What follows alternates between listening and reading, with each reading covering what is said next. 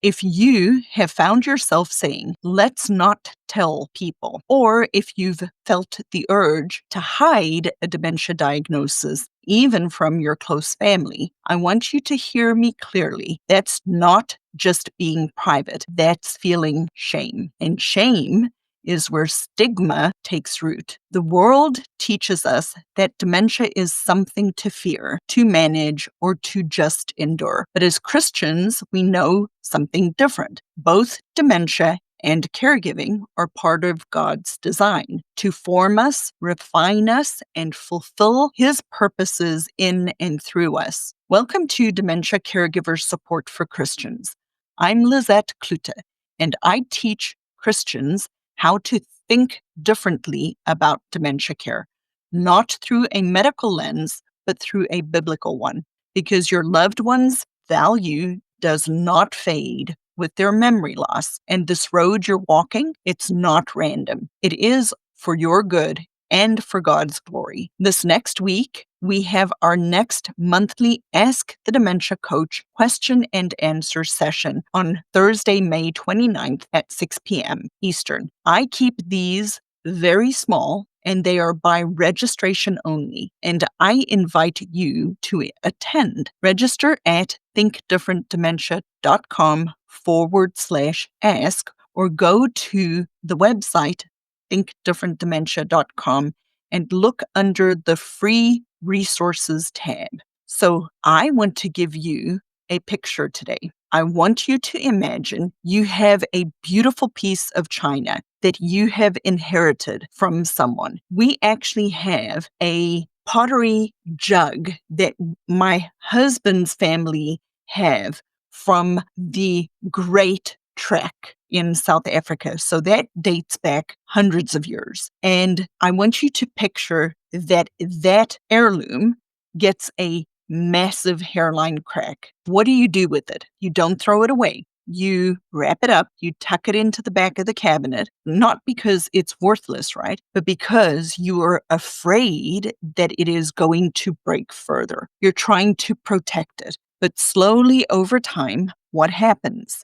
It doesn't get used. It is in the back of the cabinet and it's gathering dust. Nobody even sees it anymore. Not because it's not value, but because you've hidden it. And that is what happens when stigma creeps in after a dementia diagnosis. You love the person, you see their value, but slowly over time, you start removing them from public places. Churches, community, family conversations, you're trying to keep them safe. And here's the honest question. Are you protecting them or are you unintentionally putting them away? Stigma doesn't come from judgment. Sometimes it grows out of our fear of embarrassment, fear of being misunderstood, fear of saying the wrong thing. But as Christians, we are not called to live in fear. We are called to walk in the light. Today's episode, we are going to look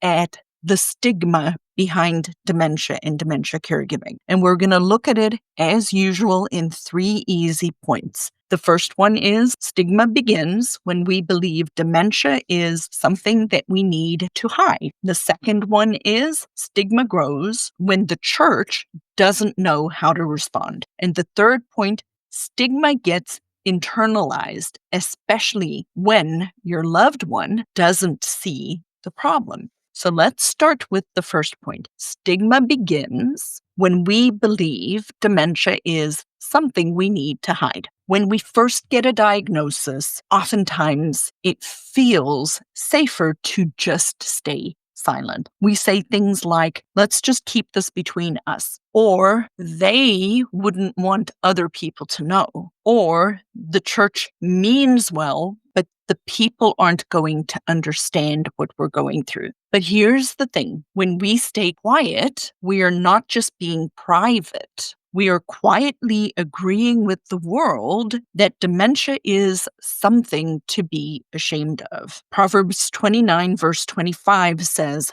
"The fear of man brings a snare, but he who trusts in the Lord will be exalted." Shame will trap us, but trust frees us to live truthfully, even in the hard seasons. So one of the things I want you to start to shift your thinking with is start telling people in a safe place that you have a diagnosis of dementia in your world. Either you yourself as a person living with dementia or as a family caregiver taking care of somebody living with dementia. We want to start telling people immediately that you are dealing with this in your world. You want to tell your pastor. You want to tell the elders or the deacons.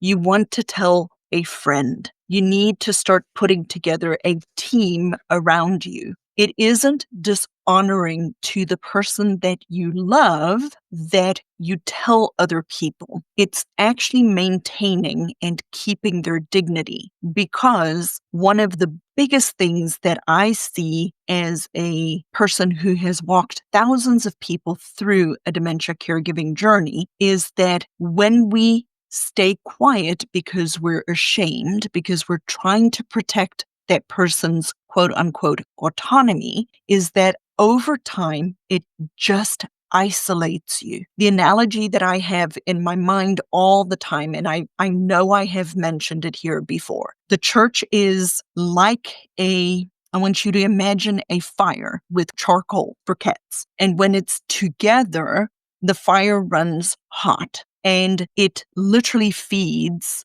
itself, right? Until the fuel is gone. But I want you to picture that as an analogy of having support from the church and feeding your faith. When you are a Christian or a coal in this analogy, if you move that coal away from all the other charcoal briquettes, what do you get over time? That one dies. It's not able to stay warm and alive. It'll burn itself out. It'll die. And so the church around us is like that fire. As long as we are together and we are helping one another, we can overcome. And I'm not talking from a worldly perspective of overcome. I'm not saying that the diagnosis will go away. I am not saying that we're not still going to be in that caregiving season. But when we allow the truth that we are contending with a diagnosis to be the foundation that we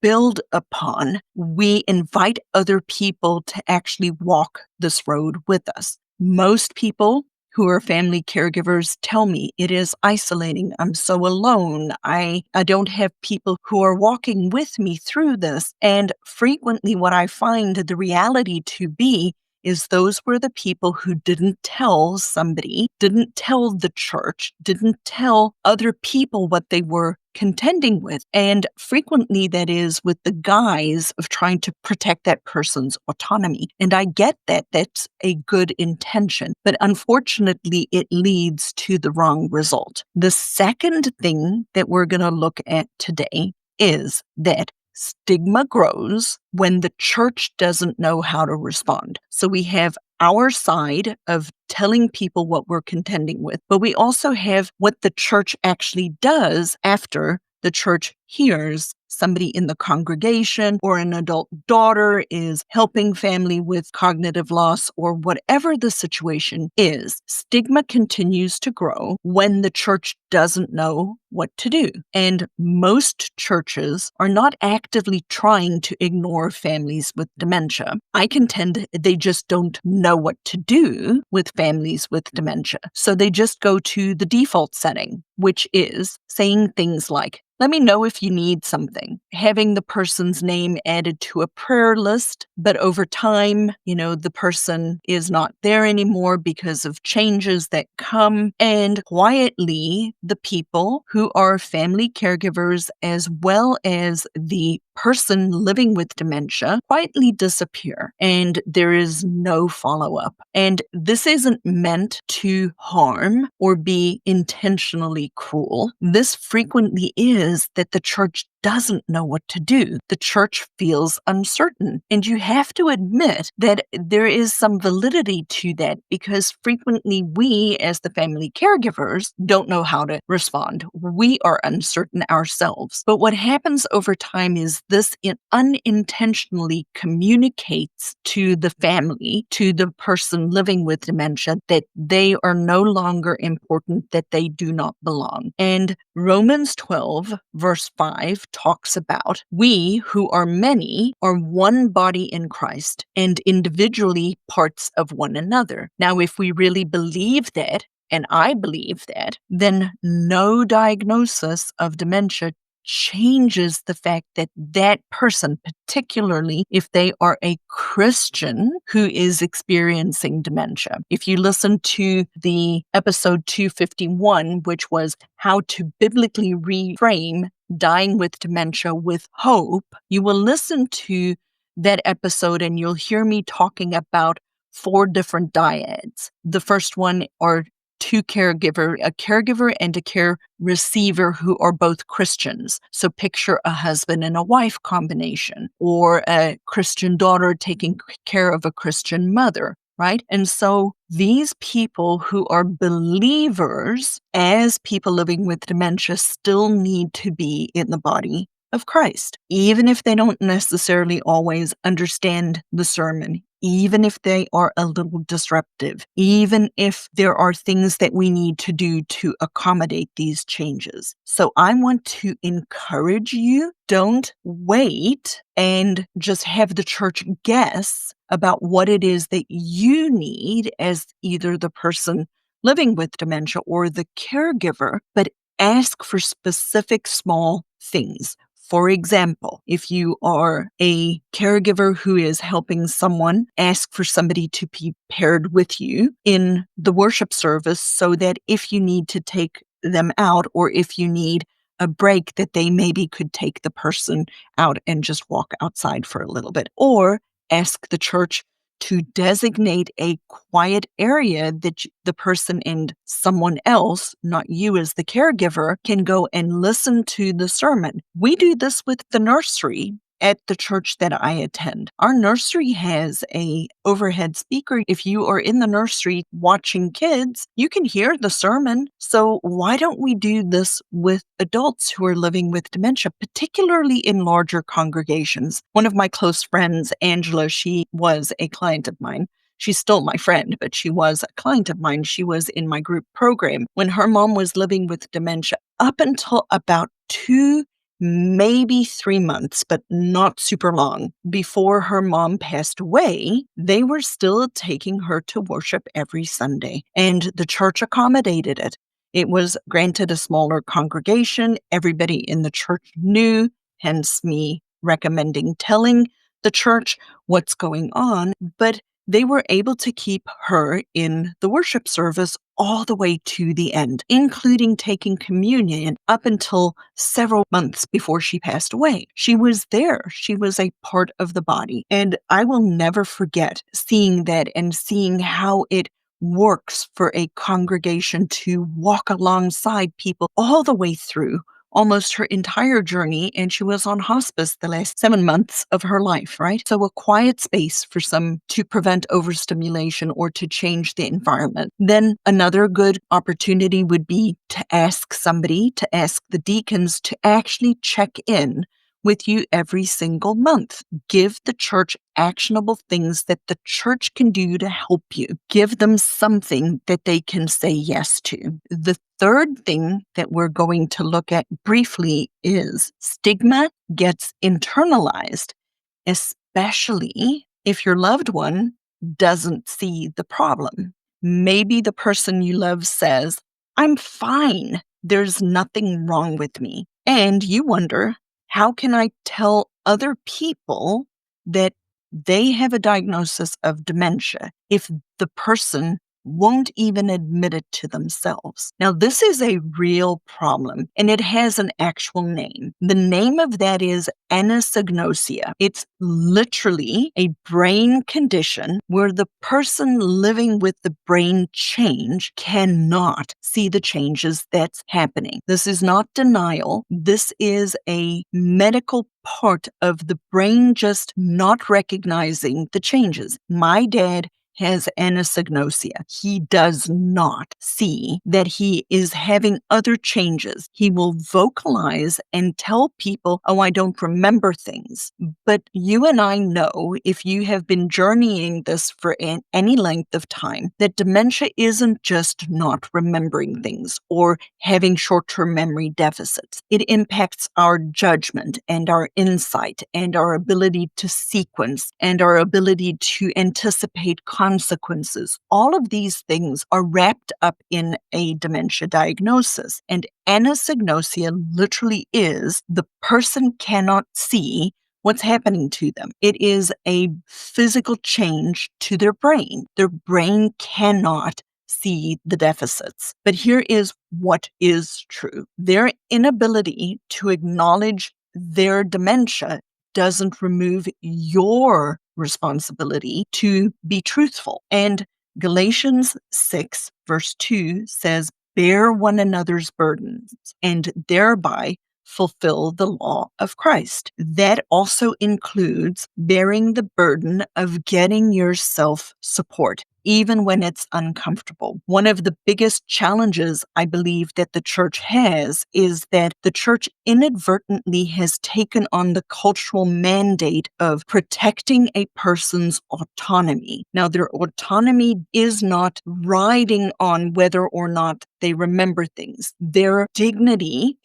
resides in the fact that they are created in the image of God. And I want to encourage you, even if the person has anosognosia and doesn't want other people to know, it is your responsibility as a caregiver because you are going to need support. You cannot do it alone. It is your responsibility to speak of it earlier and more frequently, not as a confrontational thing, but as a finding a way to put support around yourself for this journey, because it is a long journey. And so here is a method that I teach my clients. It's called the 4D method. It's a simple way to stop waiting for the right time to ask for help and to be able to come up with a framework for you to be able to look at what it is that you need to do. And so I call it the 4D method. The first D is do. There's certain things that you, as the caregiver, only you can do.